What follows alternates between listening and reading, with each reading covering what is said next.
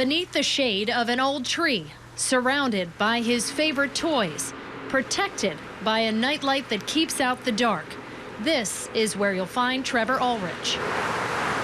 Strangers and friends leave soft bears and silk flowers, all trying to comfort a silent baby boy and his grieving parents. There are times when I feel him. Kelly Ulrich feels the presence of the little boy she was able to hold for just 9 precious months. Baby Trevor was on the earth as long as he was in his mother's belly. It was a place she could protect him. The outside world was not. It took a lot of therapy for me to get over the guilt that came with putting him in daycare and essentially putting him in the hands of the woman that killed him. Trevor Ulrich was in someone else's hands just 2 days before he died September 3rd, 2009. His life, instead of being happily drawn out in the pages of a baby book, is gruesomely detailed in a criminal case file. Crime scene photos, autopsy reports, and police interviews laying out the case to convict his caregiver, Gail Dobson. She said, "Have you ever heard of shaken baby?" I said, "Absolutely." I said, "Do you know what it is?" And she said, "Yes." She said, "Well, they're showing, they say it's looking like that." I said, "Well, I will promise you one thing. That I did not do." In an interview with Maryland State Police obtained by ABC2 investigators, Dobson claimed she did not kill Trevor. But in August 2010, a jury disagreed, handing down a guilty verdict for second-degree murder and first-degree child abuse in Trevor's death, which his autopsy report says was caused by blunt impact head trauma. To me, she's still a monster. She's the woman who abused my son, who repeatedly beat him on the back of the head with something or against something to the point where his brain swelled and he died. To me, she's a cold-hearted killer. But long before Gail Dobson was a convicted killer serving 20 years, she was a child care provider with barely a blip on her record.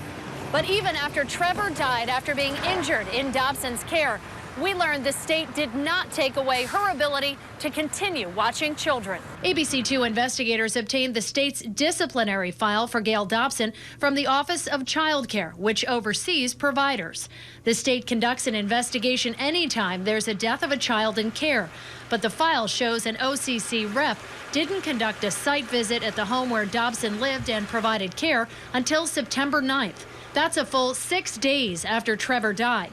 But the state may have known sooner, because in her interview with police, Dobson told detectives she contacted the OCC September 2nd, the day Trevor was taken from her home by ambulance. The first thing I did last night was report it to licensing. The OCC didn't respond when we asked about when it knew of Trevor's death or when licensing received its first call about his case. Even after a representative interviewed Dobson, her license still wasn't suspended. The file shows Dobson gave her licensing specialist details about Trevor's last hours in care, saying she heard gurgling coming from the playpen and thought Trevor was choking. When she picked him up, he was limp. Dobson told state police she called Trevor's mother first, then 911. You're just in a panic state. I was just like, I don't know what to do. I mean, they teach us all these things. We have all these classes, and I'm just like, I don't know. But we do know no action was taken. No closure, no emergency suspension for Dobson. Just a violation for having too many infants in care the day Trevor was hurt. I cannot believe that they let her stay open. Even though she was repeatedly interviewed by state police homicide detectives, the file shows Dobson still had the option to care for children for 32 days after Trevor's death. Even then, the state didn't take her license. She surrendered it.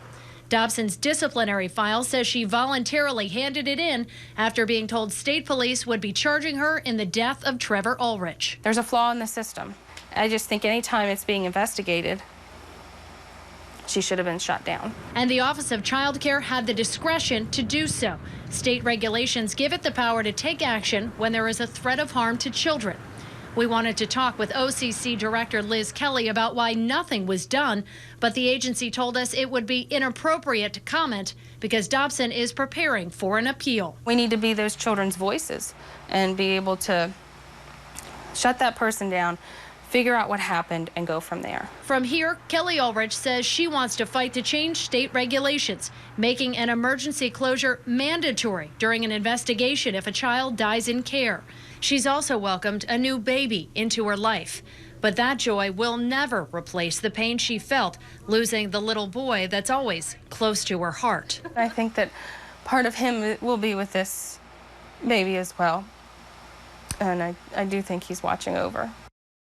We have to talk about some new things that have happened even just in the last couple of hours since this story started to come together in the final moments. Originally, we told you the state didn't respond when we asked when they knew about Trevor's case. Late this afternoon, we finally got the answer 91 days after we first requested any and all documents related to Dobson's case from the Office of Child Care. Today, they supplied a set of records we'd never seen. It showed Gail Dobson's caseworker knew about Trevor's situation the morning after he left that house in an ambulance, although that site visit still didn't happen for another 6 days. Now, I did talk to Gail Dobson's lawyer. He plans to ask for a new trial during a hearing in February. He claims failures by Gail's previous attorneys did not give her a fair chance at acquittal.